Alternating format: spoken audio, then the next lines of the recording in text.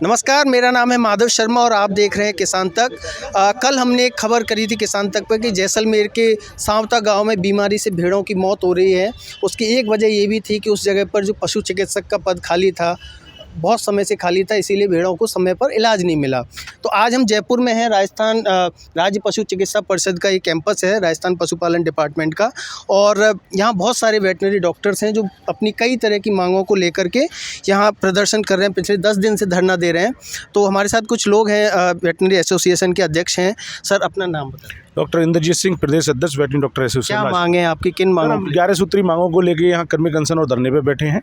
हमारी मुख्य रूप से PNLVs, वेतन विसंगति ग्रेड पे, और DACP, NPA, 900 VO भर्ती, DACP और ये सब थोड़ा DACP dynamic assured career progression. हमारा प्रमोशन जो होता है मेडिकल चिकित्सक के समान नहीं होता है। हम 4 वेतन वृद्धियाँ लेकर भी सिर्फ 6800 ग्रेड पे पहुँच पाते हैं, जबकि एंट्री लेवल हमारा समान है। ये बहुत बड़ी विसंगति है। आज आप देखोगे एजुकेशन डिपार्टमेंट में जाओ या किसी भी डिपार्टमेंट में जाओ, वहाँ जब सेकंड ग्रेड टीचर 10 साल में प्रमोट हो गए, एक प्रिंसिपल पर 6600 का ग्रेड पे लेता है। आज हम लोग 5400 से गजेटेड राजपत्र अधिकारी होते हुए, एक चिकित्सक होते हुए, 5.5 साल की डिग्री करने के बावजूद, PG करने के बावजूद और RPSC का एग्जाम और इंटरव्यू फाइट करने के बाद जब हमारी नियुक्ति होती है तो एंट्री लेवल तो बराबर होता है, पर बाद में जब 10 साल में ACP लगती है तो हमें 6000 ग्रेड पे प्रमोट किया जाता है, जो कहीं भी नहीं है राजस्थान में, सिर्फ और सिर्फ पशु चिकित्सकों के लिए डाला है। ये 2M दर्जे का व्यवहार है। तो DACP लेना चाहते हैं, NPA नॉन प्रैक्टिस अलाउंस, ये मेडिकल चिकित्सकों को दिया जाता है।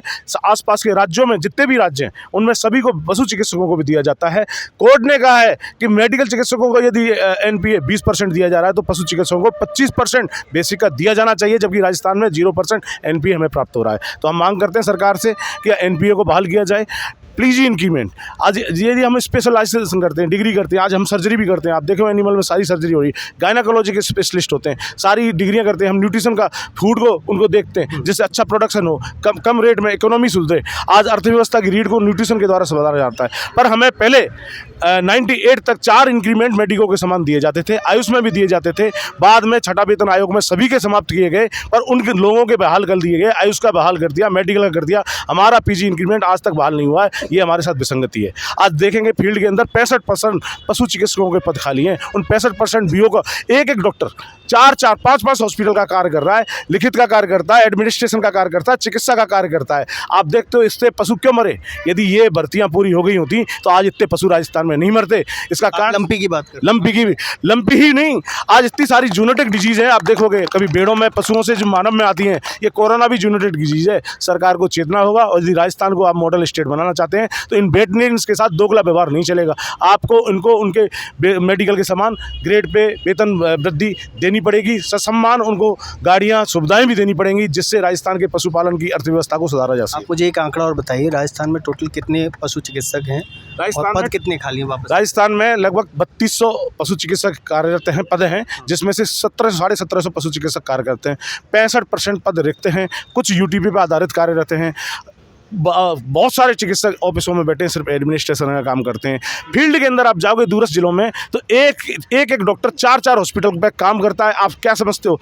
उसके पास कोई आपने गाड़ी उपलब्ध करा रखी है, वो अपनी मोटरसाइकिल का स्वयं का पेट्रोल फूंक कर 2 दिन एक हॉस्पिटल में इलाज करता है, 2 दिन दूसरे हॉस्पिटल में इलाज करता है, 35-30 किलोमीटर जाता है, कोई TDA का भुगतान नहीं होता ऑफिस द्वारा।